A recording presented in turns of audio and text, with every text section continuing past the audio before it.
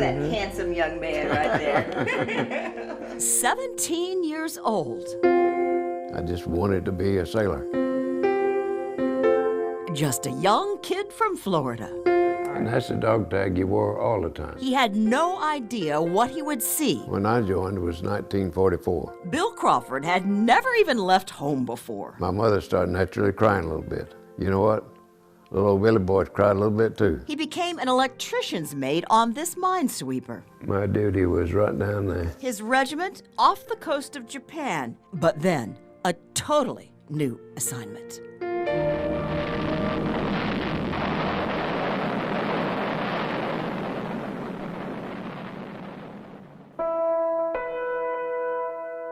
The end of time, that's what we referred to it. The people that were gone, there's no trace of them. And so I was seeing some things that I never thought I would witness.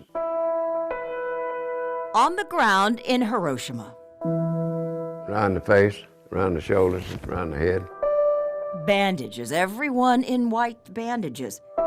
Everyone in a daze. They were wounded, they didn't know what happened. This is Bill standing in Hiroshima. It's only 30 days after the atomic bomb.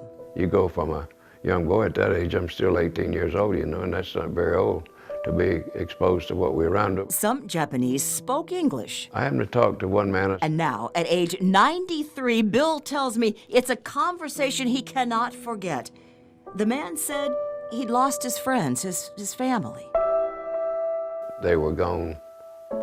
You know, they were gone, disappeared. When he said disappeared, it wasn't like their bones were still there or their flesh was burned up. Nothing. You don't see nothing.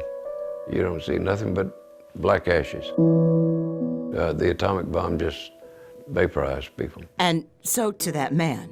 I said to him, well, what do you think about all this you see here? He looked me right in the face and said, the world no more.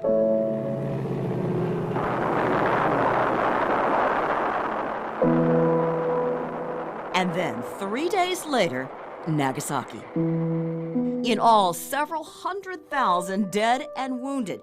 This woman burned in the pattern of her kimono. But for many, it was a horrific death later from radiation poisoning. So, right or wrong decision? And yes, that question always comes up.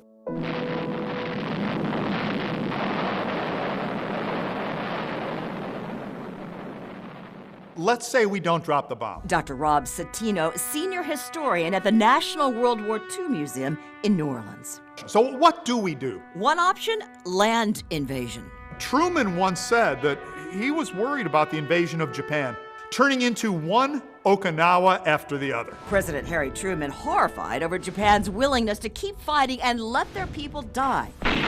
Dr. Citino says, look at this. Okinawa. Soldiers killed 12,000 Americans, 100,000 Japanese, plus 80,000 civilians. So right or wrong, no end to this debate. However, for this veteran, a strong view. Bill says if we had not dropped the bombs, if he had been sent to fight on land in Japan. I may not be alive here now.